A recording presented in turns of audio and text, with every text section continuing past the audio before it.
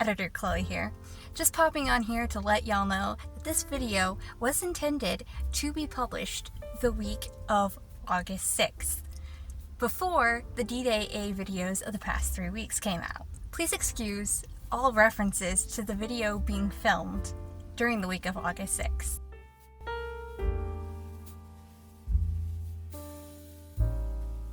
Hey there, beautiful YouTube. Welcome back to Vintage Divorce. I'm Chloe Jean, vintage enthusiast, World War II reenactor, and YouTuber. The world is marking an interesting anniversary this week. We are commemorating the 80th anniversary of the dropping of the atomic bomb on Nagasaki and Hiroshima, Japan. And as everyone knows, this event changed the face of modern warfare, as well as was the triggering event for the beginning of the end of World War II.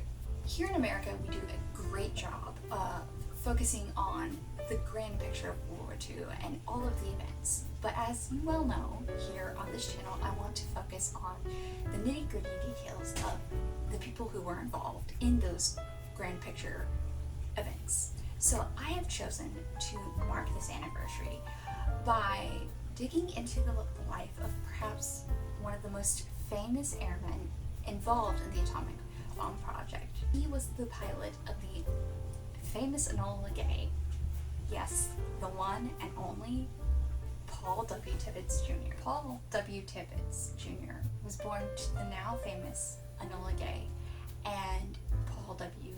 Tibbets Sr. in 1915. I could not find that much about his growing up years, but he did graduate the Western Military Academy in 1933.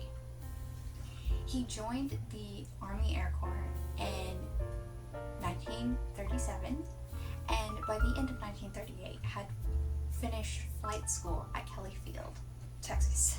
His first duty station was the 16th Observation Squadron based at Fort Benning, Georgia, and during the late 1930s and early 40s, he learned how to fly.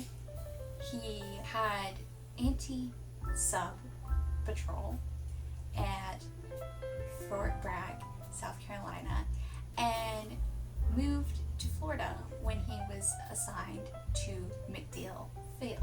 From February to June 1942, he received combat flying training, and in June he shipped to England, where he became the first American to fly a flying fortress over Europe and what would become 25 combat missions over Europe. He had the honor of flying General Mark Clark to North Africa, and then the following week piloted Eisenhower and Eisenhower's staff to Gibraltar for the invasion of North Africa. He also served in the first wave of bombing of North Africa in the invasion, and in the first month of 1943 left his group, the 97th Bombing Group, for Algiers, where he served as the Assistant Operations Officer to General Loris Norstrom. In March 1943, he was transferred back to the U.S., where he took up a station in Long Neck, Nebraska, as the Director of Operations under General Mark Armstrong. September 1944 found him transferred to the atomic bomb project, where he served as the officer in charge of planning combat missions with those bombs. And of course, as a 36-year-old, we know he piloted the plane named after his mother that carried the atomic bomb, which was exploded over Hiroshima. After World War II, he served as a tech and aviation officer during the Bikini bombing project. He graduated the Air War College in June 1955, assumed command of the 6th Division, which is based at his old stomping ground of MacDill Field, Florida. In July 1962, he was transferred to the Joint Chief of Staffs, where he served as the Director of Management Analysis. He retired from the Air Force in 1966 as a brigadier general.